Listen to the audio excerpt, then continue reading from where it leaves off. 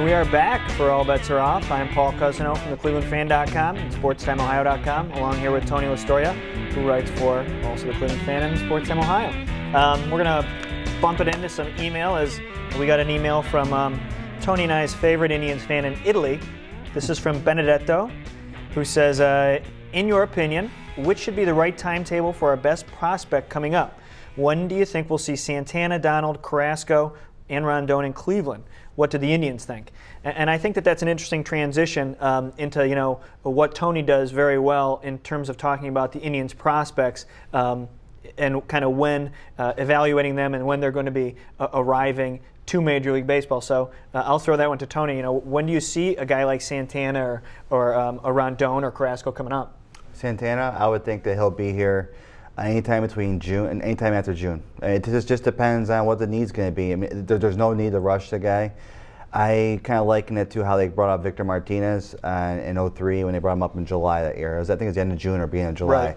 Right. I think that's the same timetable we're going to see. They're going to let him go to AAA, get 50, 60 games there, continue to hone in on it. It's really all. I mean, the bat plays. It's not a question. The defense is all there. He's got the strong arm, everything. It's all about all the nuances of the game. Dealing with your pitching staff, speaking better English, all that stuff. And he does a really good job with the English already. But they want to kind of polish him off. And there's no reason to force him up there right now, especially too. You got to think about future free agency years too. If you put him on a team right now and he sticks the next 6 years, he's a free agent for 6 years. Right. If you keep him in the minors for a month, then you got him for the next 7 years because of the whole service clock thing, service time thing.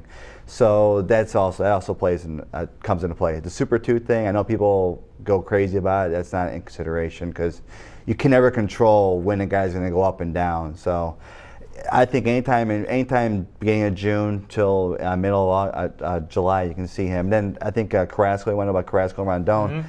Those guys can make the rotation out of spring. I don't think Rondon will. I think Carrasco has the edge, just because, like I said earlier, how he has the advanced pitching. He throws the plus fastball and plus changeup, whereas Rondon just like a one. He's just a power guy. So I think initially it will be Carrasco who gets that shot. Whether or not he wins that fifth spot, I don't know.